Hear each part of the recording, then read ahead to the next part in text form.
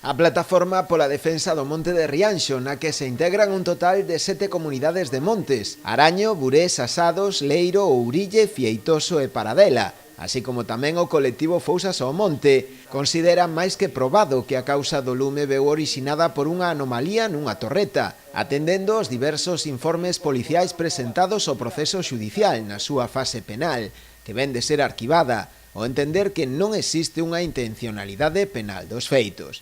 Non temos ningunha dúbida de que Fenosa Naturgy, e nese caso a súa filial Elecnor, a súa mercantil, vannos a compensar. O sea que non temos dúbida de que vai haber unha compensación económica porque está perfectamente acreditado o orixen do lume e a responsabilidade civil. O que si esperamos é unha compensación xusta.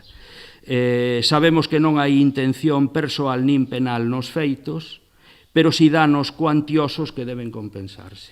Dende a entidade que xa iniciou unha peritaxe para avaliar os danos causados polo incendio, fan un chamamento tamén aos posibles particulares afectados a que se sumen á súa demanda. A demanda que se poñerá será non só das comunidades de montes afectadas, sino tamén dos afectados privados.